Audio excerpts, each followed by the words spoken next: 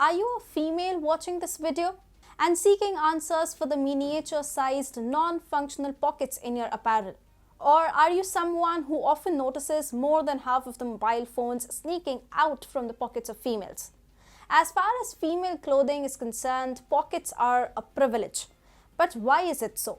Is fashion one of the reasons, or the deprivation of pockets from women's clothing has its roots in human evolution? Hi and welcome to TFI English, the national socio-political analysis arm of TFI Media Group. I'm your host Tejasvi Malhotra, and if you haven't subscribed to the TFI English channel yet, please hit the subscribe button and press the bell icon to receive all the latest updates. Coming back to the story, in this video I will talk about women's apparel and their non-existent pockets. Let's begin. The world considers women to be an enigma. Well, their clothing is a bigger enigma. No one on this planet can find the perfect women's apparel, as the ones with the best color may not be of the perfect size, or the one with perfect fit may not imbibe the trending design. But there is one bigger problem, and that is finding pockets in women's apparel. Pockets in women's apparel are very hard to find. If we can find them, either they are just for show or are too small to use. When I compared the size and number of pockets with the clothing of my male counterparts, I was taken aback to see that the male pockets are so big that they can accommodate so many things all together, like keys, wallet, mobile phones and whatnot. Well, is this some sort of discrimination? If yes, today let's dig a bit deeper and trace the origin of this discrimination.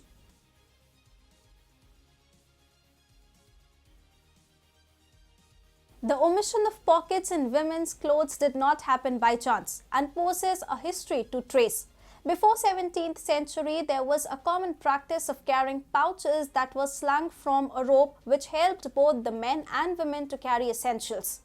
Clothes at that time had little slits through which these pouches were made easily accessible. So for both men and women, the system of carrying pouches were almost same.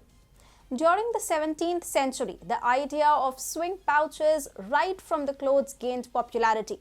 The reason cited for this was keeping the items being carried close to the body. Hence, pockets were born.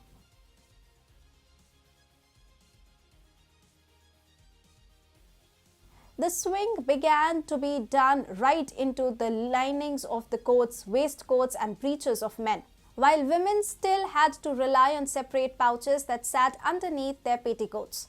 According to Victoria and Albert Museum, the fashion in 17th century was to wear 2 layers of petticoat, and the pouches, that is, pocket, was tied around the waist of women in between the 2 layers. The women had pockets and used them for carrying things that could not take out anything from them in public places. This is how the genesis of pockets gave birth to inequality. Historians advocate that pockets gradually disappeared from the women's clothing, as it was believed that their husbands could carry all their money and necessities. After all, women are meant to just sit at home doing house chores, preparing meals for the family. By the end of 17th century only, more body-hugging dresses came in fashion, and the demon of body-fit dresses has not left the female community even today. The women's shift to reticules, that is known as sling bags in the 21st century Gen Z language,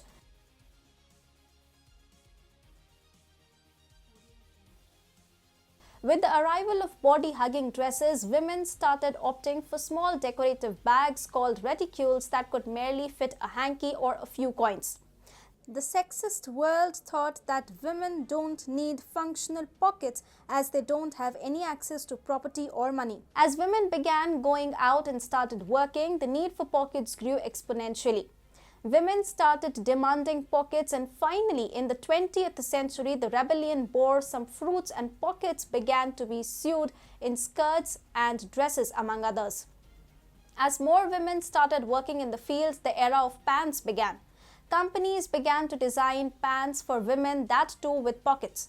And the women community around the globe slowly started shifting towards practical clothing with trousers and pants comprising pockets. But this did not meet the long-standing demand of functional pockets.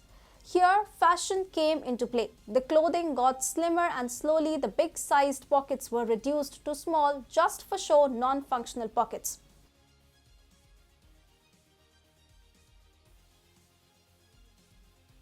According to a study by The Pudding reveals that pockets in women's jeans are 48% shorter and 6.5% narrower than men's pockets.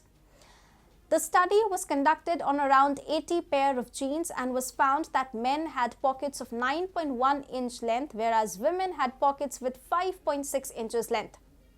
The industry insiders believe that one of the biggest motives behind this discrimination is to save money. By keeping the size of pockets small saves a lot of money. Also, one of the major reasons of small pockets can be accounted for the increased dependency of women on handbags. The companies into fashion industry believed that if women will be provided with pockets, the entire gender will be waived off its dependency on handbags and purses, ultimately causing loss to the company. The pocket revolution has connection with the Indian subcontinent also. While the revolution was going on in the West, it was parallelly impacting the Indian civilization also. The West had a crucial impact on the East and South India. The Mughal culture was on a hype, and from there arrived the concept of carrying batua or potli. Christian Dior once said, "Men have pockets to keep things in, women for decoration." And till today, this stands true as the fight for bigger pockets still continues.